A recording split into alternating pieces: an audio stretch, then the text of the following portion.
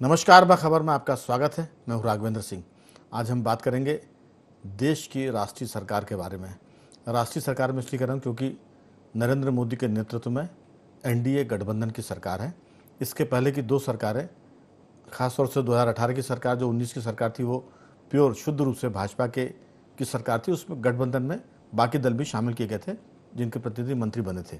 लेकिन इस बार बीजेपी को 241 सीटें मिली है और गठबंधन को 292 सीटें। बहुमत के आधार पर सरकार एनडीए की है, लेकिन जिन दलों को प्रतिपक्ष का जनता ने दायित्व दिया है वो अभी सरकार ने कुर्सी पर ठीक से बैठना भी शुरू नहीं किया है और उसके अस्थिर करने की बातें की जाने लगी है। और ये तब हो रही है जब जिम्मेदार प्रतिपक्ष है, कांग्रेस जिसको सरकार चलाना आता है और जन जन से जिसका नाता है, वो पहला दिन तो छोड़िए, शपथ समारोह के बाद से ही अस्थिरता की बातें करेगी। ये सरकार बहुत दिन तक चलने वाली नहीं है। एक नागरिक के नाते मेरा ये आग्रह है कि अभी सरकार को बैठने दिया जाए, काम करने दिया जाए और गुण दोष के आधार पर उसकी आलोचना हो और उसको फिर अपदस्थ करने के बाद भी अविश्वास प्रस्ताव भी लाया जाए, देश में उसके खिलाफ समर्थन में, विरोध में आंदोलन किए जाए। लेकिन अभी तो सरकार बैठी नहीं है, तो ये जो जल्दबाजी है इस पर भी हम बात करेंगे कि प्रतिपक्ष को, खासतौर से कांग्रेस को, जनता ने 99 सीटें दी। पूरे इंडी ब्लॉक को 236 सीट के आसपास मिली हैं। अब 236 सीट वाली जो गठबंधन है वो 292 गठबंधन क्यों कह रहा है कि अब ये सरकार नहीं चलेगी। बेशक हो सकता है कि ना चले, लेकिन अभी कम से कम चलना तो शुरू करे। इस पर हम बात करेंगे, विस्तार से चर्चा होगी। और चर्चा में हमारे साथ स्टूडियो में मौजूद हैं हमारे वरिष्ठ पत्रकार साथी श्री योगीराज योगेश जी। टेलीफोन लाइन पर ग्वालियर से मध्य प्रदेश के वरिष्ठ पत्रकार जुड़ेंगे श्री जयंत तोमर जी, और दो सामाजिक कार्यकर्ता जो जनता की नब्ज पर हाथ रखते हैं उनसे हम बात करेंगे। एक तो हैं रमेश सिंह जी और दूसरे हैं दिल्ली से नागेंद्र परमार जी। आप सभी का बहुत बहुत स्वागत है। चर्चा की शुरुआत योगीराज जी आपके साथ की। मामला भारतवर्ष की हम बात करें तो 1977 में आपातकाल के बाद जब कांग्रेस की जगह पर गैर कांग्रेसी पहली सरकार बनी थी जनता पार्टी के नाम से, एक तरह से वो भी गठबंधन की सरकार थी, क्योंकि जनता पार्टी में बहुत सारे दल मर्ज हुए थे और फिर जनता पार्टी बनी थी, और जिसमें प्रधानमंत्री थे मोरारजी देसाई। उसके घटक दलों में चौधरी चरण सिंह भी नेतृत्व कर रहे थे, अटल बिहारी वाजपेयी भी थे, अडवाणी जी भी थे, मधु लिमे भी थे, मधु दंडवती भी थे। तो ऐसे बहुत सारे लोग थे, जॉर्ज फर्नांडिस भी उस सरकार में हुआ करते थे। तो ये सारा मामला था गठबंधन की 77 की सरकार का। दुर्भाग्य से वो 2.5 वर्ष चली, 80 में मध्यावधि चुनाव हुए और उसके बाद कांग्रेस फिर इंदिरा जी के नेतृत्व में सरकार में आई। और जैसे ही इंदिरा गांधी जी की प्रधानमंत्री के तौर पर एक आतंकवादी द्वारा हत्या की जाती है, 2 आतंकवादी द्वारा, उसके बाद भारी बहुमत से सरकार बनी थी राजीव गांधी की। कहते हैं कि ये सरकार उनके नाना जी जवाहरलाल नेहरू जी के बहुमत के बराबर थी, यानी पूरे देश ने उनको दिल खोल के वोट दिया था, समर्थन किया था। और उसके बाद से फिर देश में 2014 तक एक तरह से गठबंधन की सरकारों का सिलसिला चला। मैं इसलिए इसका जिक्र कर रहा हूँ लंबा। वीपी सिंह की सरकार थी, उसके बाद नरसिम्हा राव जी की सरकार थी, और उसके बाद अटल बिहारी वाजपेयी के नेतृत्व में 3 सरकारें बनी। 2003 के बाद डॉक्टर मनमोहन सिंह सरकार में आए। 10 साल यूपी की सरकार यानी गठबंधन की सरकार थी। तो ये एक तरह का इतिहास है गठबंधन की सरकारों के चलने का। उसमें 10 साल मनमोहन सिंह ने गठबंधन की सरकार चलाकर रिकॉर्ड बनाया था और ये भी साबित किया था कि गठबंधन की सरकारें चल सकती है। अब उसी पार्टी के राष्ट्रीय अध्यक्ष खड़गे साहब कह रहे हैं, मल्लिकार्जुन खड़गे जी, की ये सरकार चलेगी नहीं। मैंने शुरुआत में कहा कि बेशक ये नहीं चलेगी, लेकिन महाराज अभी उसको चलने तो दिया जाए। नन्हे नन्हे पाँव हैं, डगमग डगमग करते चलेगी, गिरेगी तो आप कहते ना कि गिर गई। लेकिन लोकतंत्र के लिए ये बहुत अच्छा संकेत नहीं है कि प्रतिपक्ष पहले दिन से अस्थिरता की बातें करें। योगीराज जी, आपकी इसमें राय। देखिए, प्रतिपक्ष तो इसलिए इस तरह की बातें कर रहा है कि वो इनको सेटल नहीं होने देना चाहते। वो एक साइकोलॉजिकल प्रेशर बनाना चाहते हैं, लोगों में ये भ्रम फैलाना चाहते हैं कि सरकार बैसाखियों पर टिकी है। जैसे भ्रम फैला के 99 सीट लेके आए, उसी आधार पर ये अब आगे जाना चाहते हैं। तो ये अलग बात है कि इनकी इस बात को लोग कितना तवज्जो देते हैं। लेकिन पिछली कुछ गठबंधन सरकारों को आप देखें तो एक समय था जब कभी 27 दिन, कभी 30 दिन, कभी 1 दिन और कभी 28 दिन ऐसा करके सरकारें गिर जाती थी, गठबंधन की सरकारें। लेकिन पिछले कुछ समय से देखने में आया कि गठबंधन की सरकारें भी अपना कार्यकाल पूरा कर रही हैं और इसकी शुरुआत में आप ये देखिए, मैं सबसे अच्छा मानता हूँ नरसिंह राव सरकार जब बनी तो नरसिंह राव तो अल्पमत में थे, लेकिन उन्होंने कैसे अपने बुद्धि कौशल से, कैसे मैनेजमेंट से उन्होंने अल्पमत की सरकार को बहुमत में बदला और 5 साल चला के बताया। इसके अलावा इसके बाद जो सरकारें हैं, ये अलग दौर था कि 96 से 99 के बीच 3-4 बार एक साथ चुनाव हो गए, लेकिन इसके बाद भी गठबंधन सरकारें चलती रही, 2014 तक चलती रहीं। तो एक ये इस्टेब्लिश्ड हुआ कि गठबंधन सरकार, वो दिन गए जब गठबंधन सरकारों के डगमगाने के या बीच में गिर जाने की संभावना ज़्यादा होती थी, बल्कि ये इस्टेब्लिशमेंट हुआ कि अब गठबंधन सरकार भी 5 साल पूरा कार्यकाल कर लेती है। और उसकी एक वजह ये है कि हर राजनीतिक दलों के अपने एक इंटरेस्ट होते हैं। बहुत कम ऐसे इश्यूज आते हैं जब आमने सामने का कन्फ्रंटेशन हो जाए और ये लोगों को लगने लगे, उन सहयोगी दलों को ये लगने लगे कि अब रिश्ता तोड़ने के अलावा कोई दूसरा रास्ता बचा नहीं है, तब गठबंधन की सरकारें गिरती हैं। लेकिन अब चूंकि सबके अपने अपने इंटरेस्ट हैं और सबकी अपनी अपनी एक सीमा है, और सबको अब ये लगने लगा कि कैसे भी करके चले लेकिन 5 साल का कार्यकाल पूरा करें, क्योंकि उन गठबंधन, उन दलों का भी इंटरेस्ट इस 5 साल में जुड़ा रहता है। अब वो वाली बात नहीं कि जरा सी बात को लेके और हम रूठ जाएं और सरकार से समर्थन वापस ले लें। और ये सरकार तो ऐसी है कि अभी जैसे लोग कह भले ही रहे हैं कि ये चंद्रबाबू नायडू और नीतीश कुमार की बैसाखियों पर टिकी है, लेकिन खतरा तभी है जब दोनों दल एक साथ समर्थन वापस लें। लेकिन ऐसी संभावना बहुत शून्य नजर आती, या तो कोई एक लेगा तो दूसरे के सहारे सरकार टिकेगी। योगीराज जी, संभावना तो हम ये तक कहते हैं कि भाजपा में ही बंटवारा हो जाए, लेकिन हमारा कहना ये कि अभी सरकार को चलने तो दो। आप अभी चली नहीं, ये तो लोकतंत्र के लिए भी खिलाफ के विरोध में इस तरह के वक्तव्य हैं और देश के खिलाफ भी है। हम बीजेपी के खिलाफ हो सकते हैं, लेकिन देश के खिलाफ ये नज़रिया थोड़ा सा गंभीर है कि, और वो ये बातें वो कर रहे हैं जिन्होंने देश को आज़ाद कराया है, जो गठबंधन की सरकार चलाने में जिन्होंने 5 साल पूरे किया था। आखिर पीवी नरसिम्हा राव कुछ भी हो, थे कांग्रेस के। 1991 में कांग्रेस को 244 सीटें मिली थी और वो सरकार अल्पमत की होने के बाद भी 5 साल उसने पूरा किया था। तो मुझे लगता है कि ये धक्का मुक्की जल्दबाजी सरकार में आने की क्यों, कांग्रेस को तो अभी 99 सीटें मिली है और पूरे गठबंधन को 234-35 सीटें हैं। तो लगता है थोड़ा धैर्य की ज़रूरत है और देश में अस्थिरता का वातावरण बनाने का, गुनाह करने से बचने की भी ज़रूरत है। मैं आऊँगा जयंत तोमर जी आपके पास की, लोकतंत्र में हर आदमी को अपनी बात कहने का अधिकार है, चाहे वो बात गैर जिम्मेदारी की हो, चाहे वो जिम्मेदारी से भरी हुई हो। लेकिन जिम्मेदार दल अगर गैर जिम्मेदारी की बातें करेंगे तो फिर उस पर चर्चा करना बनता है।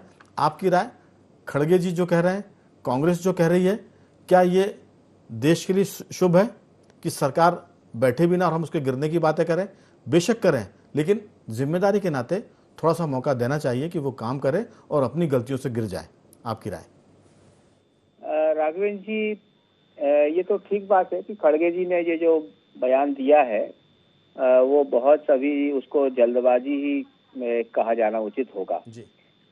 लेकिन पूरे देश में जैसे ही चुनाव परिणाम आए और जिस तरह के समीकरण बने, उसको देखते हुए लोगों के जेहन में ये बात गई कि वही नीतीश कुमार हैं जिन्होंने कुछ समय पहले कहा था कि 2014 में जो लोग आए थे वो 2024 में नहीं रहेंगे।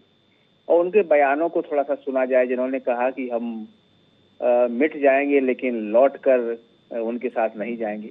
लेकिन विधानसभा अभी कुछ समय पहले ही जिस तरह से वो पलटे और भाजपा के साथ आए, तो उनका जैन जी अगर जैन जी अगर वो पलटकर भाजपा के पास नहीं आते तो ठीक था, फिर इंडी ब्लॉक की सरकार 5 साल चलती।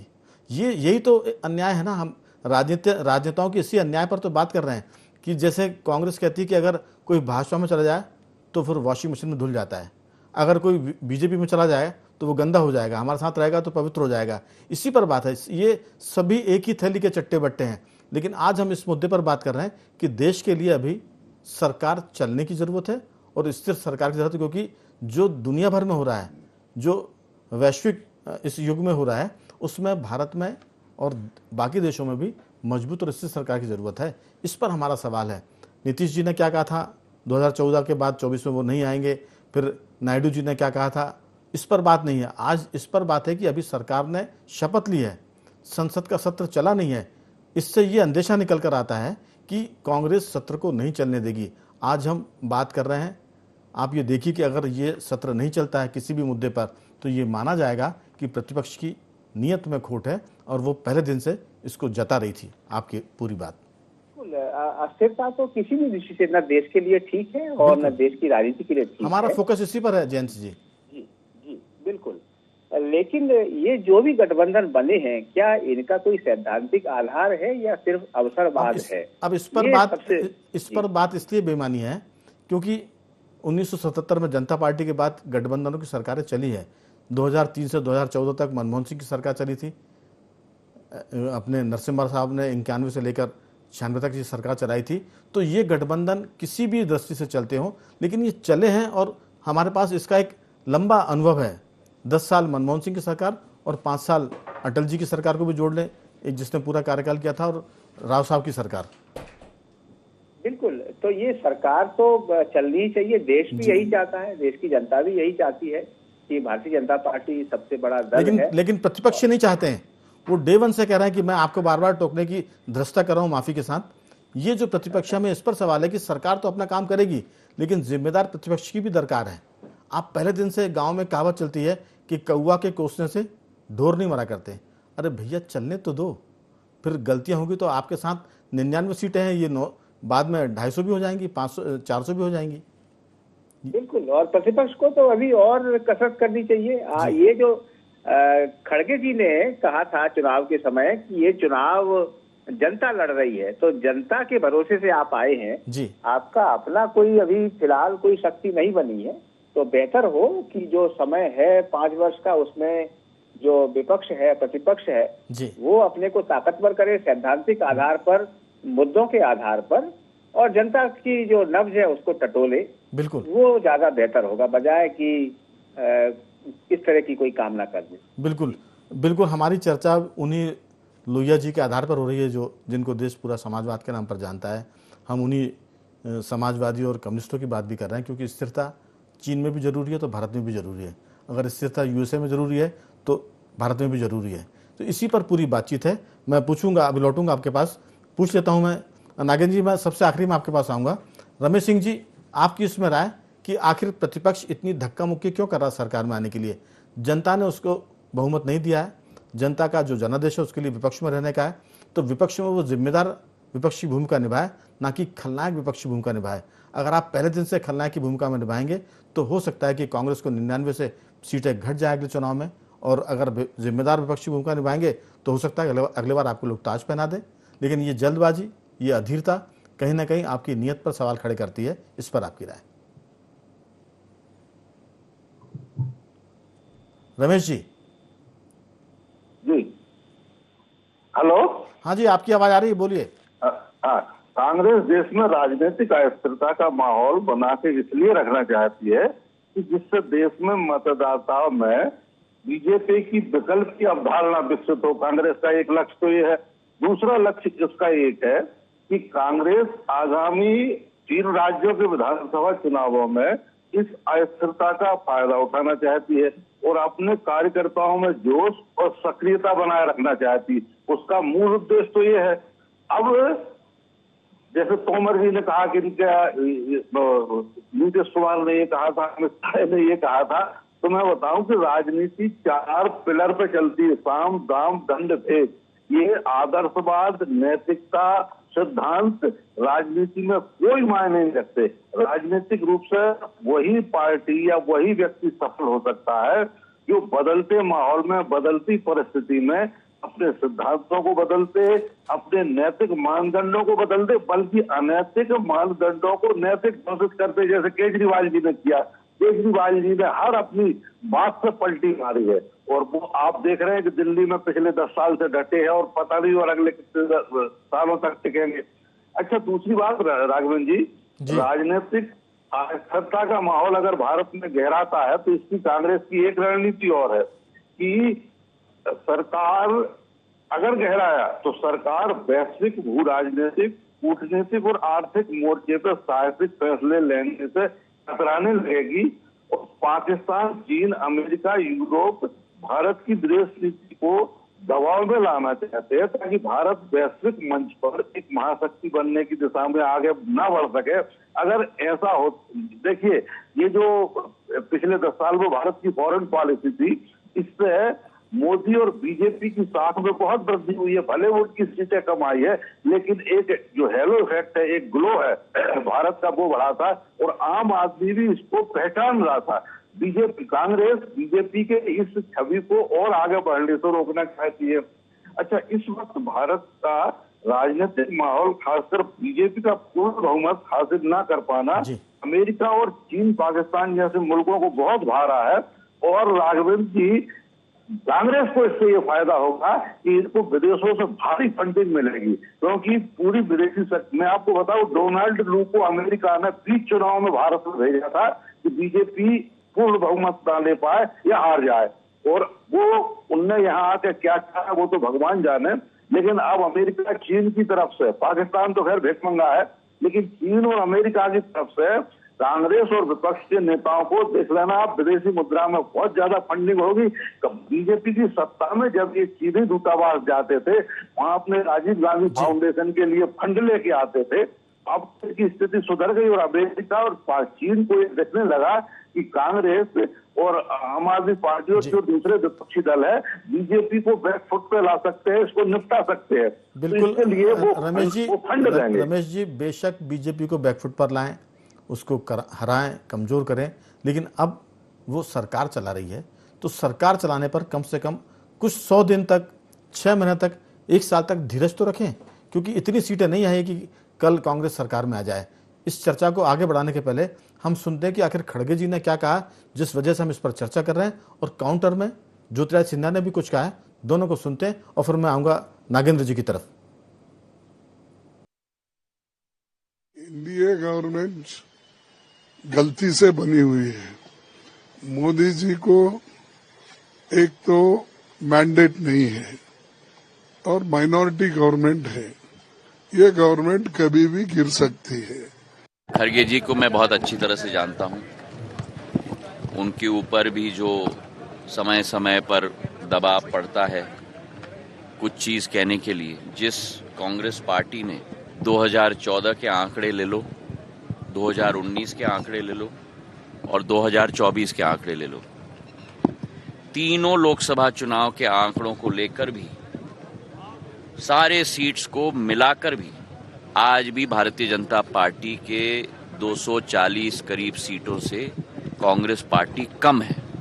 तो जो 15 साल में कांग्रेस सब सीटों को मिलाकर 52, 56 और 99, तीनों को मिलाकर भी भारतीय जनता पार्टी के करीब नहीं आ पाई जनता के आशीर्वाद के रूप में, वो आज स्थिरता की बात कर।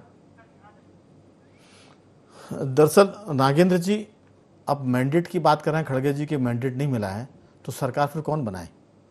क्या किसी विदेशी ताकत से कहें कि वो आगे सरकार बनाए? जो बड़ी पार्टी है वो सरकार, नियम के मुताबिक वो सरकार उसने बनाई है। अब सरकार में शपथ हो गई है, मैंडेट नहीं मिला है, तो मैंडेट क्या इंडिया ब्लॉक को मिला है? उसको भी नहीं मिला है। तो आखिर हम इतने बड़ी पार्टी के लीडर होकर किस तरह की बातें करना चाहते हैं, इस पर आपकी राय। और दूसरा ये कि अब ये आक्षेप लगना शुरू हो गए हैं कि कांग्रेस और इंडी ब्लॉक को विदेशी ताकतों का भी समर्थन है, जो भारत में अस्थिरता पैदा करना चाहती है। और पहले ही दिन से, पहले ही शपथ समारोह से ये कहना कि अस्थिर सरकार है, गिर जाएगी, ये उसी का हिस्सा है जो विदेशी साजिशों के तहत देश में किया जा रहा है। आपका इसमें क्या कहना है? पहली बात तो राघवेंद्र जी, मैं भी ये मानता हूँ कि ये बहुत जल्दबाजी में दिया गया बयान है, जो खड़गे जी का बयान है।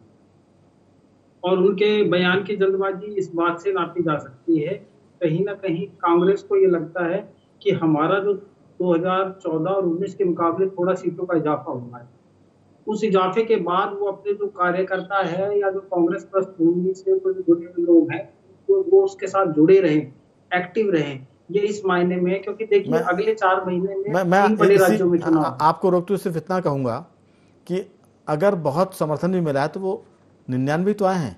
एक छोटा सा किस्सा है सभी साथियों के लिए कि एक कुएं पर हाथी का एक बच्चा और एक चूहे का बच्चा पानी पीने आया। तो चूहे ने हाथी के बच्चे को देखा और कहा कि तुम्हारी उम्र कितनी है? उसने कहा 15 दिन की है।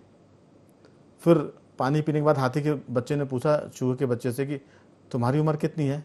उसने कहा मेरी उम्र भी 15 दिन की है, लेकिन पिछले दिनों थोड़ी मेरी तबीयत खराब थी, इसलिए मैं ज़रा कमज़ोर हूँ। तो 99 सीट पर आने के बाद आपको लगता है कि आप सरकार बना लेंगे, और 240 सीट में जो पार्टी सरकार में है उसकी सरकार को आप कह रहे हैं कि वो गिर जाएगी, कल गिर जाएगी। तो हो सकता है कि आपको लगता है कि आपकी सेहत उसके बराबर ना हो, 15 दिन के आप भी हैं, लेकिन आप कमज़ोर हैं, इसलिए थोड़ा सा छोटा आकार हो गया, और वो तो ये सब हास्यास्पद बातें हैं और देश के लिए अच्छी नहीं है। जी जी, जी, बिल्कुल, बिल्कुल, देश के लिए अच्छे नहीं है। और देखिए, राजनीति में नैतिकता और शुचिता भी एक चीज़ होती है। ये ध्यान रखना चाहिए कि सरकार के गुण दोष के आधार पे, उसकी कार्यशैली के आधार पे बयानबाजी होनी चाहिए, उसकी आलोचना होनी चाहिए या उसका समर्थन होना चाहिए। जुम्मा-जुम्मा सरकार बनी है, अभी सरकार का सत्र भी नहीं आहूत किया गया है, सत्र भी नहीं आया है पहला। 6 महीने, 1 साल बाद आपके पास अविश्वास प्रस्ताव है। अविश्वास प्रस्ताव आप ला सकते हैं अगर आपको यही लगता है कि हम कहीं न कहीं से येन-केन प्राकृतिक बहुमत जुटा लेंगे तो। जी मुझे सबसे बड़ी कवायद ये लगती है कि महाराष्ट्र, झारखंड और जो हरियाणा का चुनाव है आने वाला बहुत जल्दी, उसमें कांग्रेस को ये लगता है कि अगर हम इस तरह की बयानबाजी करे जाएंगे और हम वोटरों को जोड़ सकेंगे, ये कांग्रेस का एक सपना है, जोड़ जी पाएंगे, तो कहीं ना कहीं हम इसमें अच्छा प्रदर्शन करेंगे। और प्रदर्शन करेंगे तो ठीक। हमारी जो खोई हुई जमीन है, कांग्रेस ये सारी बयानबाजी अपनी खोई हुई जमीन को पाने के लिए कर रही है।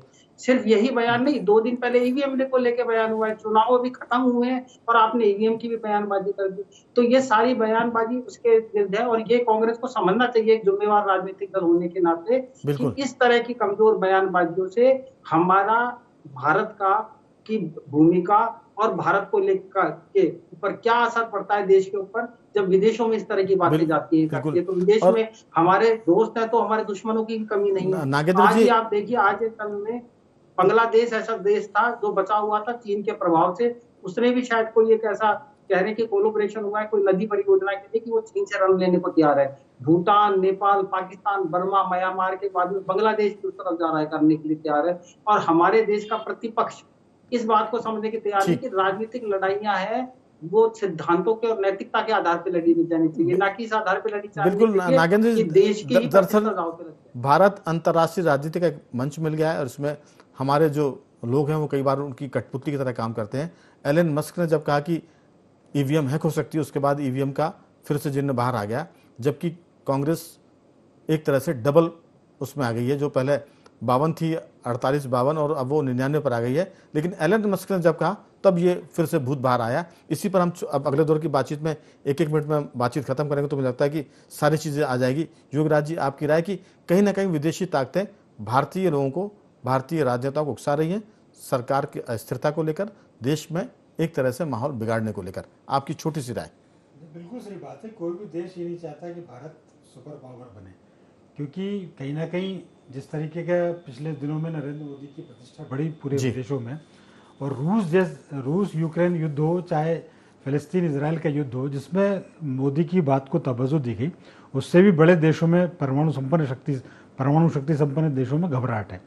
तो वो नहीं चाहते कि भारत की एकदम ऐसी तरक्की हो। बिल्कुल। और इस चुनाव में तो विदेशी फंडिंग के सबूत मिले हैं, रिपोर्ट्स ऐसी आई हैं। एक चीज इन सब चीजों में ये भूल जाते हैं कि कांग्रेस ये तो कह रही है कि साहब ये सरकार कमजोर है, ये बैसाखियों के ऊपर टिकी है। अरे इंडी गठबंधन और कांग्रेस के लोग भी तो टूट सकते हैं। ये कौन से फेविकोल से जोड़ नहीं, रास्ते तो सारे खुले हुए हैं, लेकिन हमारा कहना है कि हमारी शुभकामनाएं, कांग्रेस बहुत अच्छा प्रदर्शन करे 3 राज्यों में, लेकिन भगवान के लिए अभी अस्थिरता की जरूरत नहीं है, देश को ताकत से चलाने की जरूरत है। जयंत जी, आपकी राय बहुत संक्षेप में। तक अस्थिर करने के लिए जो विदेशी हाथ को हम लोग ढूंढ रहे हैं वो अभी फिलहाल बहुत दूर की बात मुझे लगती है। हम सबको याद होगा कि जयप्रकाश नारायण पर भी इस तरह के आरोप लगे थे कि वो CIA के एजेंट हैं और ये सब है। नहीं, जयप्रकाश नारायण जी की बात हम नहीं कर रहे हैं, क्योंकि अभी तो चीजें निकल के आई बाहर। एलन मस्क के पहले आप देखिए, कनाडा की सरकार भारत के भीतर किसान आंदोलन में दखल दे रही थी। केजरीवाल की जब गिरफ्तारी हुई तो कनाडा के साथ अमेरिका और UN ने भी इस पर बात की है।